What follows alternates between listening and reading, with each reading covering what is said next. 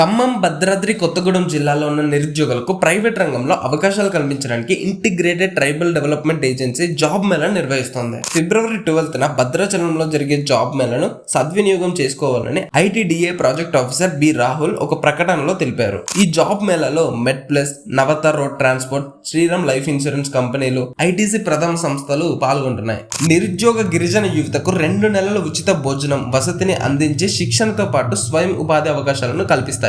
SSC, inter, degree, diploma in pharmacy, diploma, BTech, PG విద్యా అర్హతలు కలిగిన యువత ఈ జాబ్ మేళకు హాజరు కావాలని రాహుల్ కోరారు. ఫిబ్రవరి 12న జరిగే ఈ మేళాలో ఆసక్తి గల నిరుద్యోగ గిరిజన యువత ఉదయం 9 గంటలకు ఐటీడీఏ భద్రాచలం ప్రాంగణంలోని యూత్ ట్రైనింగ్ సెంటర్ కు రావాలని సూచించారు. ఎలాంటి రాత పరీక్ష లేకుండానే జరిగే ఇంటర్వ్యూకు విద్యా అర్హత పత్రాలు, ఆధార్ కార్డు, కుల ధృవీకరణ జిరాక్స్, సర్టిఫికెట్లతో హాజరు కావచ్చని బి రాహుల్ అభ్యర్థించారు.